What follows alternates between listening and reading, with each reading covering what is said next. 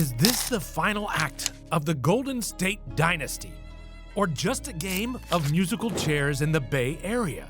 You decide. Today we figure out if the Warriors are for real, and at that, what their threshold might be for the 2025 playoff run that is in progress and close to reaching crunch time. But first, a few facts to make sure we're all on the same page. Jimmy Butler is a Warrior. Hang on, what? Yes, it's true. In case you were on some deserted island and missing all the weekly updates, Butler is a Golden State Warrior, and his teammates are Steph Curry and Draymond Green. His coach is Steve Kerr. They have a lot of experience, to say the least. And now the question we have is, can this team of 35-year-olds win at the playoff level? At the local gym, forget it. But in the Western Conference, you're dealing with another 35-pluser in his 40s, and his name is LeBron, and he's now the second best player on his club. Sound familiar? Also, we forgot to mention the 2023 champs, Denver, would like to push past all of them with their reigning 3 out of 4 MVP winner. Oh yeah. And then there's the Oklahoma City Thunder.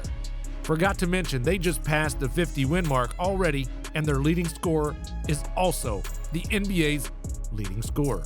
So sit back and let's discuss what all this means, and whether the Warriors have once again entered the discussion of who's who in the West. When you have a still excellent but kind of aging Stephen Curry, and he's missing any kind of volume scoring help on offense, you have the recipe for the Warriors exiting either in the play-in round or after a first-round drubbing. No fault of Steph, and not of anyone else in the Golden State.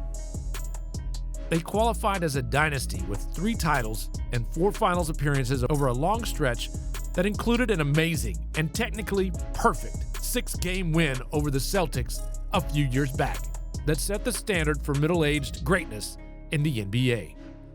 But this is a few years later, and Andrew Wiggins' brilliant finals work was not getting them wins any longer. So the Warriors combed the market, and lo and behold, after a few months of tension and tit for tat in Miami, Jimmy Butler was agreeable to going to Golden State and signing an extension, meaning the Warriors are back in business.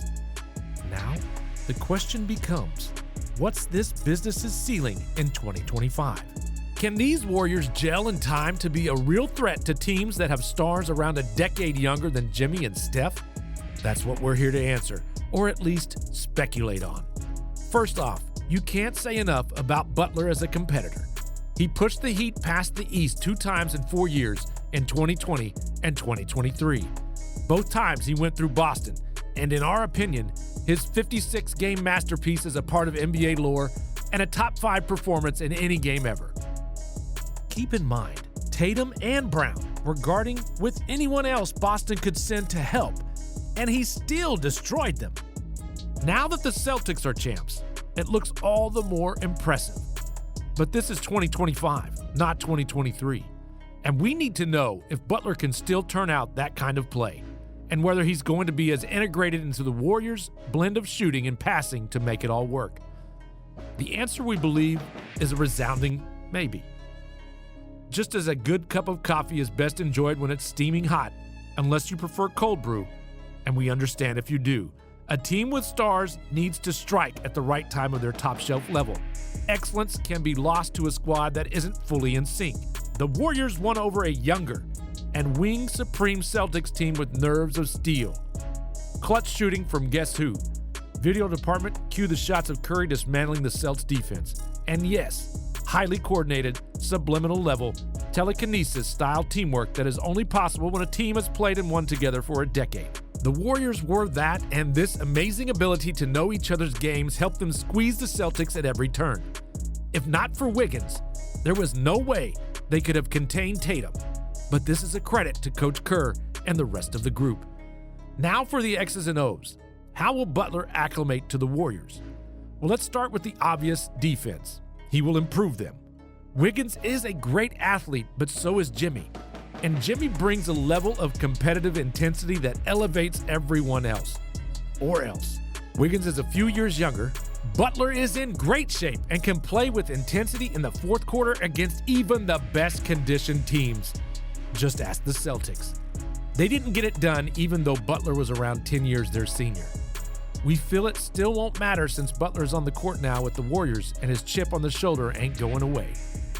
While the Warriors may not have the most athletic roster around him, he's playing the same small forward/power forward spot that allows him to shift onto different players when needed. The Warriors have bigs like Green and Kevon Looney that know all about switching and adjustments on the fly.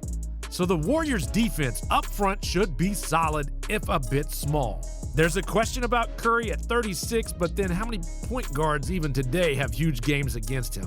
The biggest question mark is how Moses Moody, Brandon Podziemski, and the sometimes injured Jonathan Kuminga handle the other team's 2 and 3 positions. And in the case of the Lakers, that's a lot to handle. The Warriors match up decently with the Nuggets except for one thing, and that is why they should seek to avoid Denver at all costs. They won't win that matchup unless everything goes right, and they play 4 perfect games out of 7. To handle Doncic and LeBron, similar, but Kuminga and Moody can help it. Feels somewhat doable. And then there's the offense. This is a more comfortable discussion since Curry and Butler are good for 50 a night in the playoffs on an average night. They have 3-point shooters. Though not named Klay Thompson, they still lack post scoring, but their aptly named rookie Quentin Post's recent play has given them an option inside that makes life easier for everyone else. In the end, the story on offense comes down to how much Curry and Butler ignite. But there's enough to hang with the top teams this year. Oh yeah, the Thunder. Well, the Thunder defense is the best in the NBA, and we've never seen Butler and Curry go up against it. Unknown is the verdict there, but we'd watch that series in a heartbeat. Butler at his best would be a huge problem for anyone, but the Thunder's parade of wing depth, including Jalen Williams, Lou Dort, and Alex Caruso, at least gives them a nonstop attack that slows teams down and forces the stars to take bad shots. This past week, Memphis was the latest to feel it as their entire lineup had off games in a 17-point blowout at home. Can the Warriors rise above all this with almost unlimited basketball IQ, tons of playoff experience, and 2 bona fide superstars? Will the last dance be a marathon or a quick sprint? We will be watching. Please give your thoughts and hit that like and subscribe button. Thank you. See you next time as we head toward the playoffs.